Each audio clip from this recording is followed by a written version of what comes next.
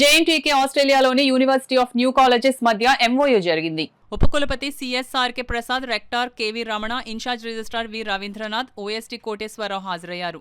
University of Newcastle pro-vice chancellor Alexander ఒనిన్సీ, south Asia university drive associate director Gurpreet Singh ఎంఓయూలు మార్చుకున్నారు. VC మాట్లాడుతూ JNTUK science, technology, engineering management విభాగాల్లో విద్యార్థులకు యూజీ, పీజీ కోర్సులు అందిస్తుందన్నారు.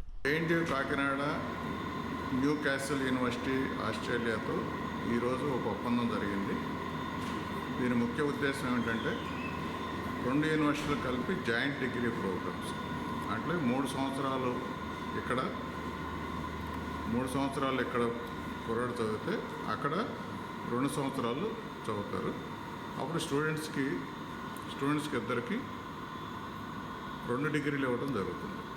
ఒకటేమన్నా మన JNTU Kakinada degree BTech programme, అక్కడేమన్నా మాస్టర్స్ ప్రోగ్రామ్ ఇవ్వటం జరుగుతుంది.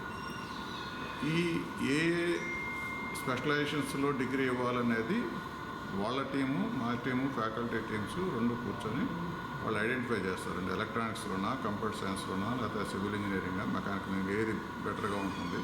ఎందుకంటే అక్కడ ఆ డిపార్ట్మెంట్ స్ట్రాంగ్గా ఉండాలి, ఇక్కడ మన డిపార్ట్మెంట్ స్ట్రాంగ్గా ఉండాలి. కాబట్టి ఆ డిపార్ట్మెంట్స్ని వాళ్ళు ఐడెంటిఫై చేస్తారు. ఇదే కాకుండా మన దగ్గర ఎంటెక్ ప్రోగ్రామ్ చేస్తూ ఫస్ట్ ఇయర్లో కోర్స్ వర్క్ అయిపోయిన తర్వాత సెకండ్ ఇయర్లో వాళ్ళు ఆస్ట్రేలియన్ యూనివర్సిటీకి, న్యూ క్యాసిల్ యూనివర్సిటీకి వెళ్ళి అక్కడ ఎంటెక్ డిజర్టేషన్ వర్క్ చేయడానికి అవకాశాలు కూడా మనం చూస్తున్నాం. ఇది కాకుండా మన దగ్గర ఉన్నటువంటి పిహెచ్డి స్టూడెంట్స్ ఇక్కడ జాయిన్ అయ్యి అక్కడ కూడా పిహెచ్డి చేసి, అంటే 2 జాయింట్ డిగ్రీ లాగా పిహెచ్డి 2 సంవత్సరాలు ఇక్కడ 2 సంవత్సరాలు అక్కడ చేసి జాయింట్ డిగ్రీలు పిహెచ్డి చేయడానికి కూడా అవకాశాలని మనము ఉన్నాయా లేదా అనేది మేము ఆలోచించేస్తామని అనుకుంటున్నాం.